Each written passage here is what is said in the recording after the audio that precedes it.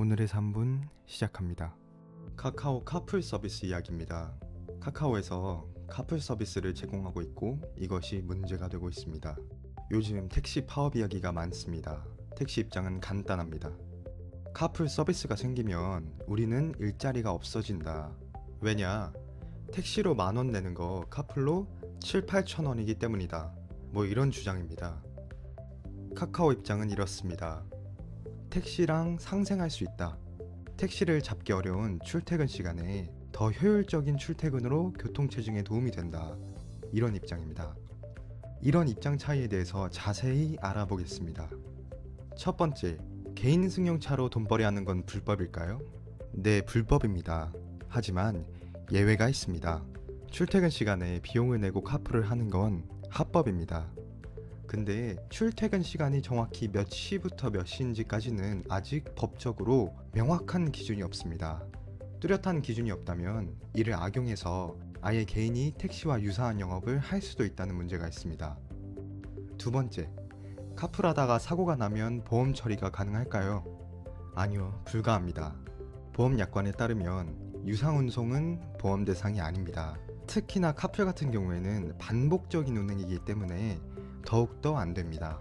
그러니까 사고가 나면 운전자와 탑승자 모두 보호받지 못합니다. 반면 카카오의 입장은 다릅니다. 보험 적용이 된다는 입장입니다. 그리고 카카오에서 시행하는 카풀 전용 보험으로 보호를 하고 있다는 주장이지만 문제가 되게 많습니다. 카풀 전용 보험은 일반 자동차 보험이 적용된 후에 보상받지 못한 부분을 보상합니다. 하지만 애초에 카풀은 유상운송이기에 일반 보험 적용이 안 됩니다.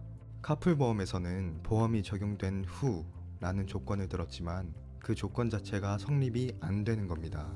또 어찌어찌해서 일반 보험이 적용되었다고 칩시다. 하지만 여기서 일반 보험이 적용된다면 피해 받은 만큼 보상이 이루어집니다.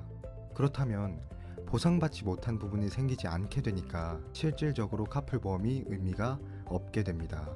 이 보험 문제에 대해서는 카카오는 가능하다, 뉴스에서는 불가하다 하며 의견이 엇갈리고 있습니다. 카풀이 택시의 문제점을 보완해 줄 수 있을까요? 네, 맞습니다.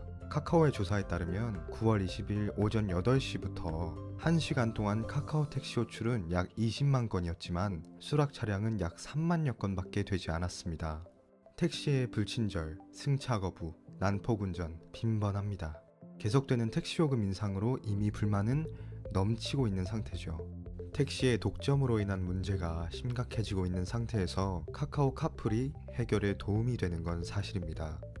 하지만 카카오 서비스 자체의 파급력이 어마어마하기 때문에 후에 독점 가능성과 과도한 상업화를 우려하는 목소리도 있습니다.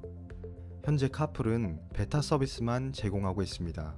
아직 택시, 카카오, 그리고 정부 사이에 명확한 합의가 없고 정식 카풀 서비스의 출시는 연기된 상태입니다.